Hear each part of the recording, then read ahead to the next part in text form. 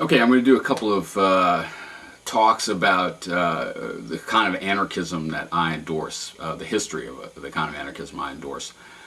Now, anarchism is often divided into two branches, individualist and communist.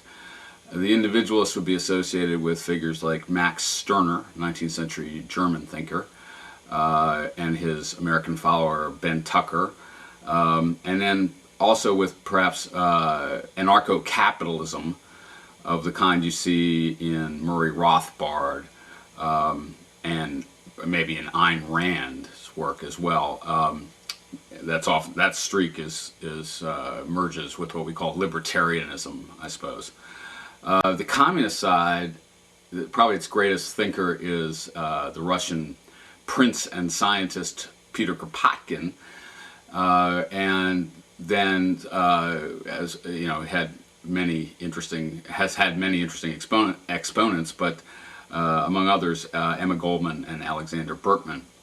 Now, I would dissociate myself from both of these strands, especially I would say the anarcho-capitalist version, but I'm looking for a third way, and I'm going to tell the story of that third way.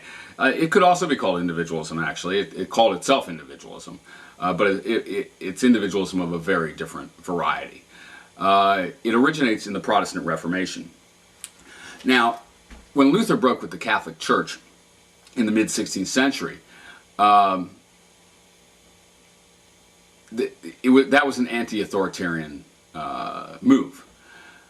But Luther appealed to the German political system, German aristocracy, the princes, the emperor, to try to resist the Catholic Church.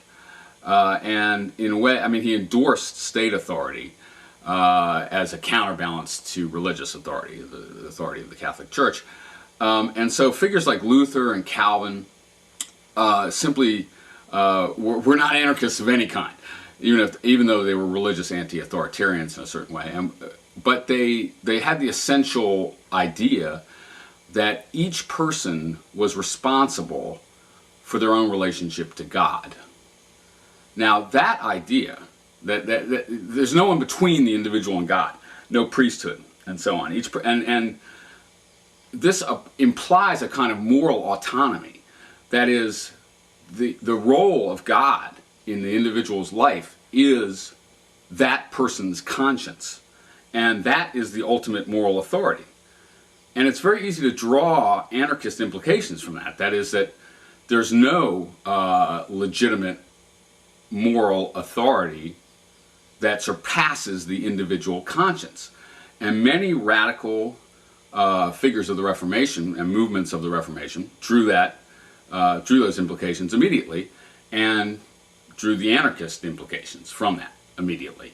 Among others, you see this in, for example, Thomas Müntzer, and in some of the peasant rebellions of the 16th century in Europe, and then in various sort of communities that developed, communities of conscience, religious communities in Europe of the 16th century, such as the Anabaptists.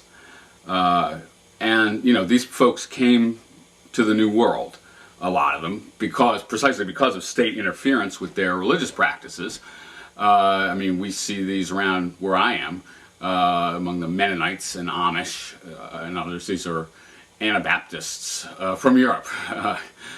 Okay, now another center of this kind of radical Reformation thinking, or radical individualism, religious individualism, is in 17th century Great Britain. And during the English Civil War, you have explicitly anarchist movements like, for example, the Diggers, led by Gerard Winstanley, who tried to organize the British peasantry into a kind of series of autonomous collectives and explicitly denied the authority of the state. And again, these sorts of things were quickly imported into the New World. One symptom of this is the antinomianism of Puritans, radical Puritans, such as in North America, such as Anne Hutchison and Roger Williams, who ended up founding Rhode Island.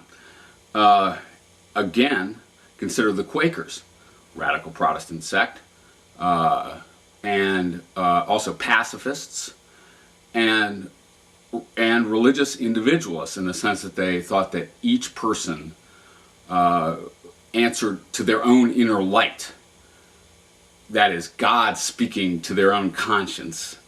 And so that no one was answerable to another for their religious convictions, or even their moral convictions.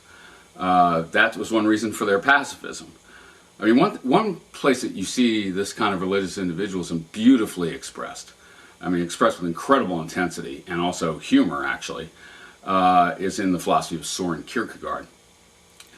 And you get a revival of those kinds of radical Protestant individualism in the early 19th century, and in the early 19th century reform movements such as abolitionism, as well as feminism and the peace movement, and so on. And we'll talk about that next time.